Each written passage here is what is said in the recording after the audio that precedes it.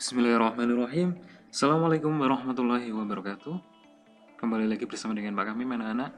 Kali ini kita akan belajar bareng-bareng terkait dengan materi belajar efektif, efisien, dan menyenangkan. Perlu anak-anak ketahui bahwa tujuan kita belajar materi ini adalah yang pertama, ya. Kalian dapat memahami hakikat belajar. Kemudian, memahami faktor-faktor yang mempengaruhi proses belajar, serta cara belajar secara efektif dan efisien. Ya. Oke anak-anak, sekarang kita bahas pengertian belajar ya. Jadi pengertian belajar itu sebenarnya apa sih? Nanti akan dijelaskan secara lebih gamblang ya di slide berikutnya. Oleh karena itu, tolong diperhatikan. Oke anak-anak, selanjutnya tolong diperhatikan dengan seksama ya. Di sini dijelaskan bahwa belajar adalah suatu proses perubahan ya. Dari tidak tahu menjadi tahu, dari tidak baik menjadi baik, dan dari tidak terampil menjadi terampil. Di sini ada 3 kata kunci ya. Yang pertama adalah tidak tahu menjadi tahu, yang kedua tidak baik menjadi baik, dan yang ketiga adalah tidak terampil menjadi terampil. Bisa dipahami ya semuanya? Oke, kita lanjutkan. Di slide berikutnya, yaitu slide yang ini ya, dijelaskan ada 3 aspek perubahan dalam proses belajar ya. Yang pertama adalah aspek kognitif, yang kedua aspek afektif, dan yang ketiga adalah aspek psikomotorik. Sekarang kita bahas satu persatu ya. Nah, yang pertama aspek kognitif ini berkaitan dengan pengetahuan ya. Jadi di dalam proses belajar itu ada perubahan pengetahuan. Sedangkan yang kedua adalah aspek afektif, ini berkaitan dengan sikap. Di dalam proses belajar ada perubahan sikap. Kemudian yang ketiga adalah aspek psikomotorik. Ini berkaitan dengan keterampilan. Jadi di dalam proses belajar ada perubahan keterampilan ya. Oke anak-anak, di slide selanjutnya di sini dijelaskan terkait dengan faktor yang mempengaruhi proses belajar ya. Jadi ada 2 faktor yang mempengaruhi proses belajar. Yang pertama adalah faktor internal ya, yang kedua adalah faktor eksternal. Dilihat dari 2 kata di sini sudah tidak asing lagi ya. Jadi internal itu pasti berasal dari dalam, sedangkan eksternal itu berasal dari luar ya. Baik anak-anak, sekarang kita bahas bareng-bareng terkait dengan faktor internal ya. Jadi faktor internal atau faktor yang berasal dari dalam diri kalian itu ada 6 ya. Yang pertama adalah fisik atau jasmania, yang kedua psikis atau kejiwaan, yang ketiga adanya kemauan atau niat, yang keempat kecerdasan atau IQ, yang kelima minat, dan yang keenam adalah motivasi. Oke, sekarang kita bahas satu persatu ya. Yang pertama, fisik atau jasmania. Contohnya, ketika kalian belajar dalam kondisi fisik ya, yang sakit, pasti kalian tidak akan bisa belajar ya. Bisa pun pasti akan kesulitan ya. Yang kedua, psikis atau kejiwaan. Di sini ada hubungannya dengan emosi ya. Perlu kalian ketahui bahwa emosi ada 2. Yang pertama adalah emosi negatif. Contohnya, sedih, jengkel, putus asa. Sedangkan yang kedua, emosi positif. Contohnya adalah senang, gembira ya.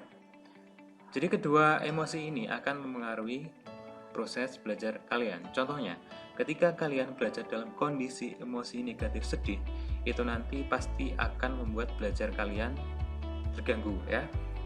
Sebaliknya, jika kalian belajar dalam kondisi emosi positif senang, itu nanti pasti akan membuat proses belajar kalian lebih semangat ya. Oke, sekarang kita lanjutkan yang ketiga ya, adanya kemauan atau niat. Tanpa adanya kemauan atau niat, pasti belajar kalian tidak akan berlangsung ya. Yang keempat, kecerdasan atau IQ ya. Tanpa adanya kecerdasan atau IQ yang mumpuni, pasti kalian akan kesulitan di dalam belajar ya. Kesulitan memahami materi-materi yang ada. Selanjutnya, yang kelima, minat ya. Minat sama dengan keinginan. Belajar tanpa adanya minat pasti tidak akan bisa terjadi ya. Yang keenam, motivasi. Nah, kira-kira apa motivasi?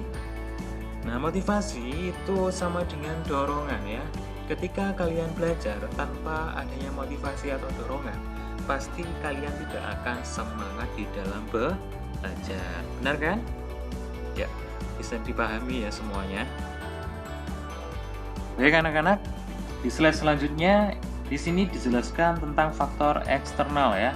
Tadi sudah kita bahas bareng-bareng apa yang disebut dengan faktor eksternal. Jadi faktor eksternal itu merupakan faktor yang berasal dari luar diri kalian ya. Di sini dijelaskan ada dua ya. Yang pertama adalah sarana dan prasarana ya. Ini ada hubungannya dengan fasilitas. Yang kedua lingkungan sekitar. Sekarang kita bahas satu persatu ya. Yang pertama, sarana dan prasarana. Sarana merupakan fasilitas ya, fasilitas yang bisa kita bawa kemana-mana.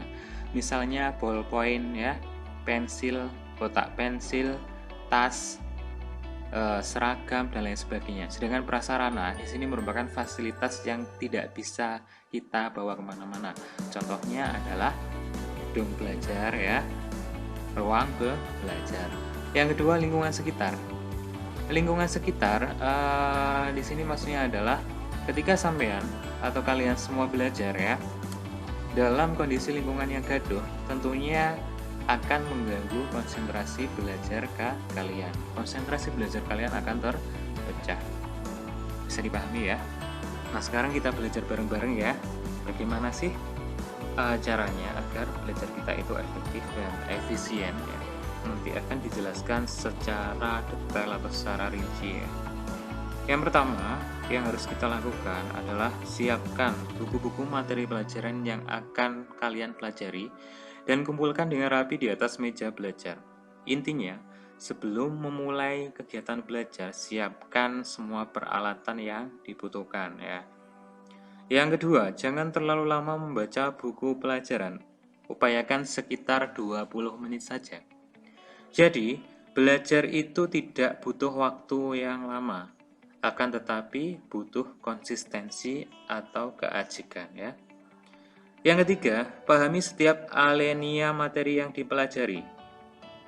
Jadi, belajar secara sungguh-sungguh ya, dipahami setiap alinea materi yang dipelajari, jangan belajar asal-asalan ya. Kemudian, yang keempat, catat hal-hal yang penting dalam buku Anda. Jika belum mengerti, maka tanyakan pada guru atau teman yang mengerti. Jadi ketika kalian belajar menemui kesulitan, catat kesulitan yang kalian temui, kemudian tanyakan kepada guru atau teman kalian yang mengerti. Seperti pepatah ya, malu bertanya sesat di jalan. Jadi ketika menemui kesulitan, kewajiban kalian adalah bertanya. Ketika tidak bertanya, maka kalian tidak akan bisa. Sekarang yang kelima ya. Untuk pelajaran non-eksakta yang tidak menggunakan rumus-rumus, misalnya SKI, kemudian sejarah, kemudian PPKN, dan lain sebagainya ya. Cobalah sambil berbicara sendiri layaknya seorang guru ketika berdiri di depan kelas. Nah, fungsinya apa kira-kira? Fungsinya adalah untuk menguji seberapa persen Anda menguasai materi yang baru kalian pelajari. Oke. Kemudian selanjutnya yang keenam ya.